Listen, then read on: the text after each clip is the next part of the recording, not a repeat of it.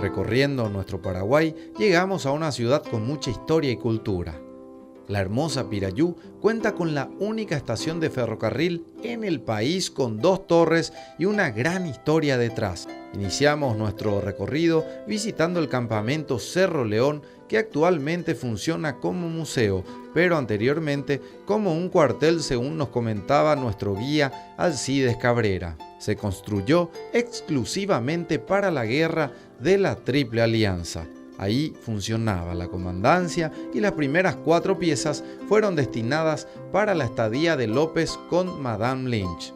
Un dato no menor es que dentro del campamento se encuentra el ataúd que perteneció al general Díaz. También llegábamos a otro lugar con mucha riqueza histórica, que es el lugar conocido como Cementerio Cue, donde según la historia fueron enterrados más de 5.000 soldados. Recorriendo un poco más la bella ciudad de Pirayú, nos encontrábamos con el lugar conocido como Cascada Madama, piscina natural donde anteriormente iba a refrescarse Madame Lynch. La ciudad de Pirayú es tan rica en historia que su iglesia es una de las más antiguas del Paraguay. Fue fundada el 7 de octubre de 1761 por franciscanos.